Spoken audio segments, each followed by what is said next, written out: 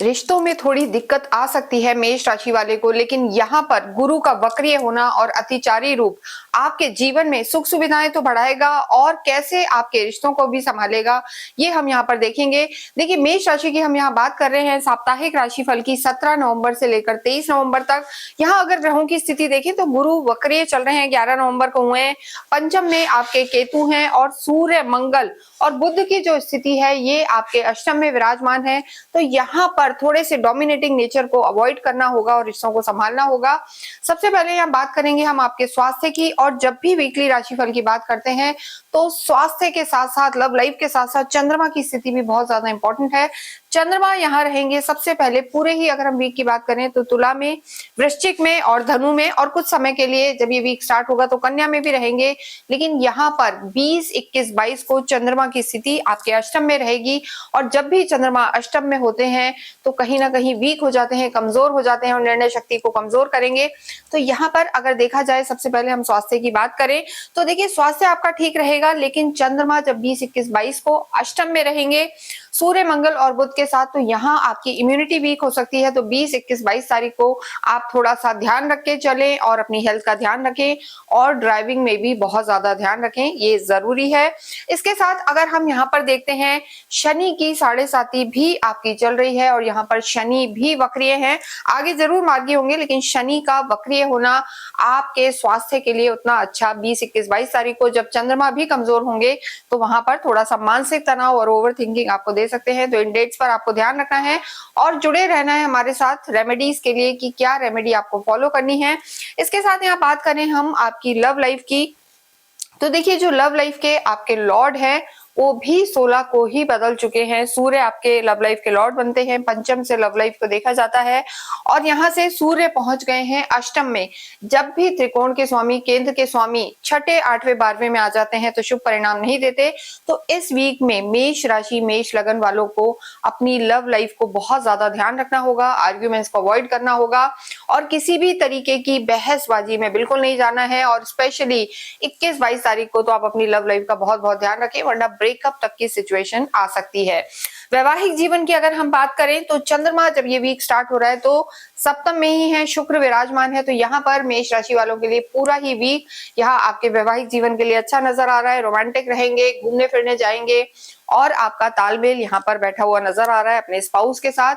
देखिए, जब भी कोई ग्रह वक्रीय होता है तो उसके चेष्टा बल में वृद्धि हो जाती है, 3 गुना उसको बल प्राप्त होता है। और कोई भी नैसर्गिक प्लैनेट गुरु जो आपके सुख भाव में बैठे हैं यहाँ पर, वो आपके घर में ही वक्रीय हो रहे हैं। तो यहाँ पर आपका वैवाहिक जीवन अच्छा नजर आ रहा है, सब तरीके का तालमेल बैठेगा।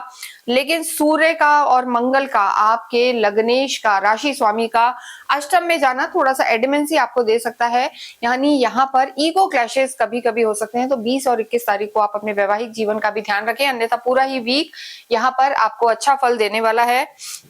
क्योंकि जो चंद्रमा की स्थिति रहेगी, चंद्रमा आपके पहले 7वें घर में रहेंगे, फिर 8वें में और फिर 9वें घर में रहेंगे। यानी जब ये वीक एंड की तरफ जाएगा तो चंद्रमा आपके भाग्य में रहने वाले हैं और लाभ पहुंचाने वाले हैं। कार्य क्षेत्र की बात करेंगे तो कार्य क्षेत्र के लिए ये वीक बहुत अच्छा है, सुख सुविधाएं बढ़ने वाली हैं। और गुरु का वक्रीय होना, अतिचारी चलना यहाँ पर सीधे दृष्टि दे रहा है आपके कर्म क्षेत्र पर।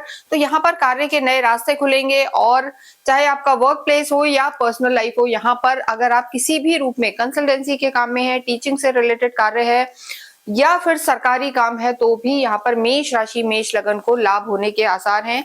लेकिन कोई भी इंपॉर्टेंट काम, चाहे धन का लेन देन हो या किसी और तरीके की चीज हो, आपको उसे 20 और 21 तारीख को अवॉइड करना है। ये डेट्स पर चंद्रमा कमजोर रहेंगे और ये स्थिति आपके लिए ज्यादा बेहतर नहीं है।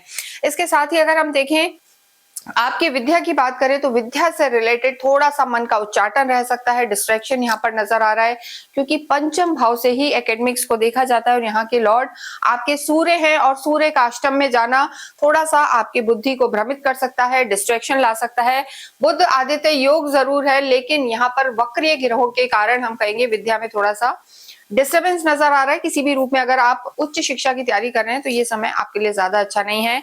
आपके भाग्येश गुरु हैं और वक्रीय हैं, और जब भी कोई प्लैनेट भाग्येश सुख भाव में बैठे हैं तो ये स्थिति आपके लिए बहुत अच्छी है। मेष राशि के लिए हम कहेंगे 7.5 जरूर है, या ग्रहों की स्थिति थोड़ी सी अलग है, लेकिन यहाँ पर भाग्य आपका पूरा पूरा साथ दे रहा है। तो पूरा ही वीक अगर कोई भी कार्य भाग्य से रिलेटेड, भाग्य के भरोसे छोड़ा हुआ है, तो ये वीक आपको लाभ देने वाला होगा। जीवन में सुख सुविधाएं बढ़ेंगी और यहाँ पर आपके लिए आय के भी नए स्रोत खुलने वाले हैं। धार्मिक आप रहेंगे क्योंकि गुरु आपके सुख भाव में बैठे हैं और कर्म स्थान पर इनकी दृष्टि है। तो ऐसे में हम कहेंगे मोक्ष पर भी गुरु की दृष्टि का होना यहाँ पर कहीं ना कहीं आपको धार्मिक यात्राएं भी कराएगा और दान पुण्य करते हुए भी आप नजर आ रहे हैं। पूरे ही वीक आपको अवश्य ही बजरंग बाण का पाठ करना चाहिए, राम रक्षा स्तोत्र का पाठ करें और मंगलवार के दिन आप अपने लॉर्ड हनुमान जी की आराधना अवश्य करें, क्योंकि मंगल पूरे ही वीक में अष्टम में रहेंगे, उनके आशीर्वाद आपको मिलते रहे। इसलिए मंगलवार के दिन हनुमान जी के मंदिर जरूर जाएं और गुड़ चने का प्रसाद चढ़ाएं, इससे आपको काफी लाभ होगा। इसके साथ ही इस वीडियो को हम विराम देते हैं। कमेंट बॉक्स में ओम हम हनुमते नमः लिखें।